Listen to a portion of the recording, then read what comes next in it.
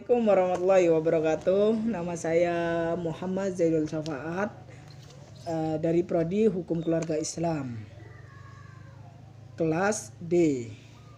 NIM 2038201101. Di sini saya akan menerangkan najis dan mempraktekkan cara mensucikan najis. Yang pertama, kita sebelum masuk ke macam-macam najis, saya akan menjelaskan najis itu apa. Najis adalah kotoran yang menempel pada tempat, baju, atau semacamnya yang akan jadi penghalang kita beribadah kepada Allah Subhanahu wa Ta'ala. Setelah kita mengetahui najis, pastinya ada macam-macam najis. Yang pertama, najis muhaffafah. Najis muhaffafah itu najis ringan. Yang kedua, najis mutawassithah, najis sedang. Dan yang terakhir ini yang lebih berat, najis mughalladah. Nah, langsung saja kita menuju praktek cara membersihkan atau mensucikan najis-najis tersebut. Ke najis yang pertama, yakni najis muhaffafah. Anggap saja ini bayi ya.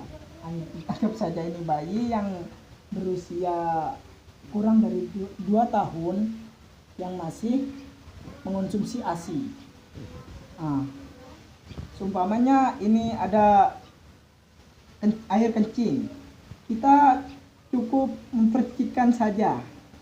Mana yang terkena najis itu cukup dipercikan. Masalah ada dan tidaknya najis tersebut itu setelah dipercikan sudah dianggap suci. Ya. Selanjutnya menginjak ke najis yang kedua, yakni najis mutawassithah, najis yang sedang.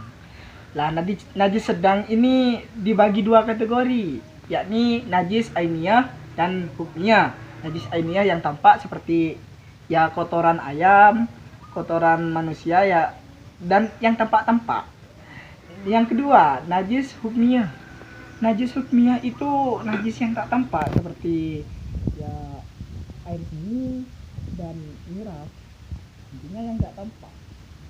Nah, cara prakteknya kita ambil di najis ini saja. Seperti contoh, ini ada kotoran ayam, ya. Cara membersihkannya itu cukup dihilangkan.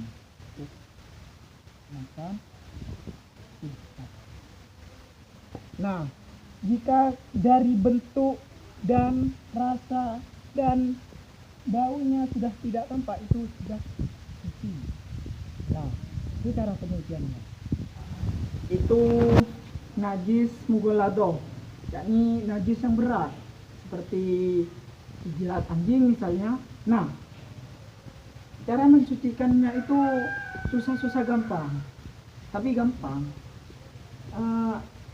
Pensucian pertama itu pakai debu, lumpur atau sejenisnya. Jika air itu sudah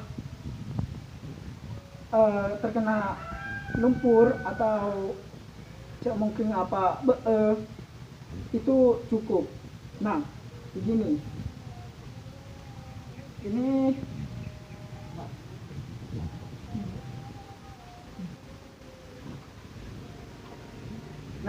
air ini dikasih lumpur ya, anggap ini lumpur dulu, terus kita mencuci.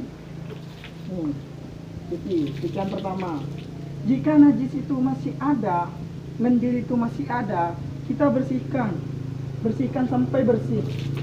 Jika belum hilang, itu tidak masuk pada pensucian pertama, tidak masuk, karena pensucian pertama ini syarat untuk menghilangkan bekas.